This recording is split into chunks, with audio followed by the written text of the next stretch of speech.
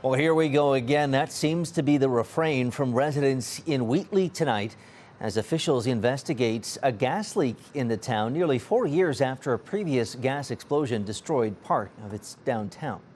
Good evening. A familiar fear is resurfacing in Wheatley. The same gas at the heart of that 2021 shock explosion has been detected again.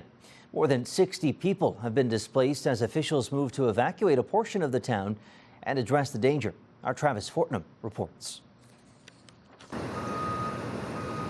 Shortly before 2 Thursday afternoon, emergency crews rolled into Wheatley responding to a strong smell of gas behind the town's public library. The smell wafting through town, unpleasantly familiar to those who lived through this once before. It's a wave back to what we smelled before. Officials have confirmed the odor is hydrogen sulfide, the same toxic gas that leaked up through the ground and into a building's basement in August 2021, triggering an explosion that rocked the small town, displacing dozens of residents for months. Among them, Becky Lamb, whose home on Foster Street sits just beyond a wooden fence from the current investigation site. We got evacuated with just the clothes on our back, and this time we are in the same situation. We found a area at the back of the library that's bubbling with water and gas coming up. Fire Chief Chris Case sharing details in a video posted by the fire department as officials worked to contain the situation and find answers. Around 6:30 p.m., the evacuation zone was expanded to a 100-meter radius with more than 60 residents now forced out. This is the last thing we wanted to see. We know this is a terrible thing to happen again. Here we go again. Like, we're gonna lose